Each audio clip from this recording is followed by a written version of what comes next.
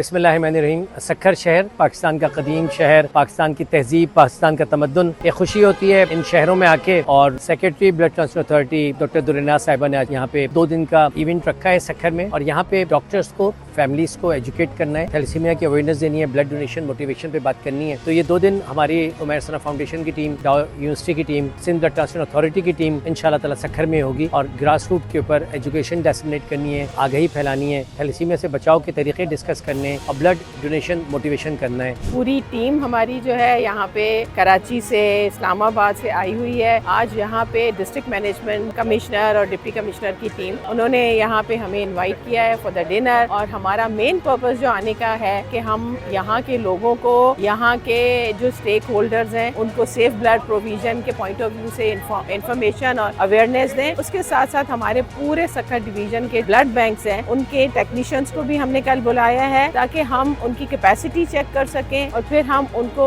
وہ knowledge they سکیں۔ اس کے بعد پریکٹیکلی بھی ہم چاہیں گے کہ ہم ان کو سکھر ریجنل بلڈ سینٹر میں لے جا کے ہینڈز آن پریکٹس کروائیں تاکہ ان کی جو کیپیسٹی ہے وہ اس حد تک بوسٹ ہو، اس حد تک بلڈ ہو کہ وہ اپنے اپنے بلڈ بینک میں بہت اچھے طریقے سے کام کر کے نہ صرف تھیلیسیمیا کے بچوں کو بلکہ اور بھی جو پیشنٹس ان ایریاز میں ہیں ان کو سیف بلڈ سپلائی کے لیے اچھا کام کریں۔ سندھ بلڈ ٹرانسفیوژن اتھارٹی کی طرف سے ڈسٹرکٹ سکھر میں